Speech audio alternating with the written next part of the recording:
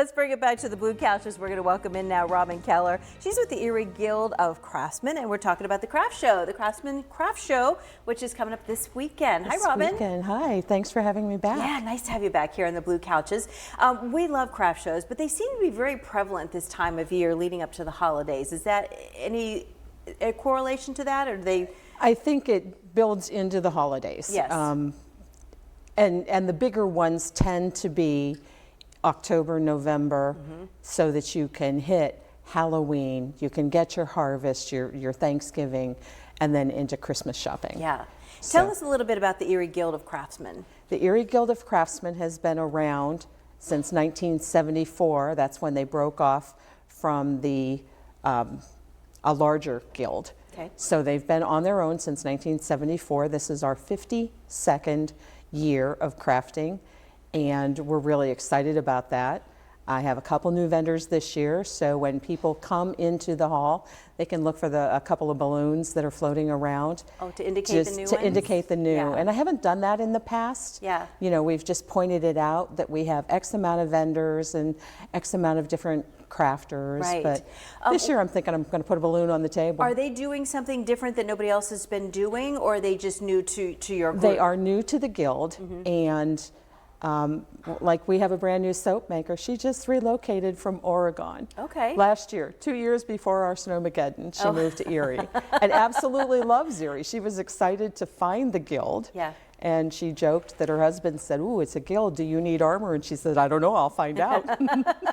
I love the soap making. I love all the natural products that come with good, healthy ingredients, because you don't know what you're getting anymore in the stores. And so when you can go to these craft shows and get the good homemade stuff, you know that you're in better hands. Yeah, she absolutely has been doing it before the pandemic. She said at the pandemic, at that point, everybody hunkered down and either started making soap or started making jewelry. Yeah. And what's important to her is more the teaching aspect of it. Yeah. Like you don't make soap you don't put lye in aluminum. Right. You know what else people were doing during the pandemic was that sourdough bread. Do you have any sourdough people coming? Because I'm hearing that more and more too. The guild does not, unfortunately, do anything related with food. Okay. So I don't have any bakers, you know, and I don't know. I'm assuming that rule goes back to the beginning. Sure, but I guess that makes sense if you're the Guild of Craftsmen. Does. Yeah.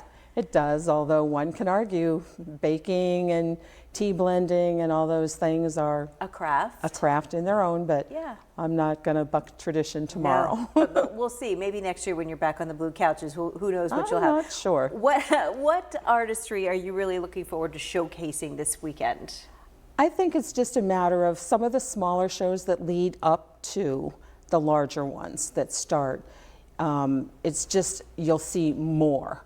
You know, we were at a show last weekend and it was a really nice show, but you'll see almost another 50% more vendors at our show this year.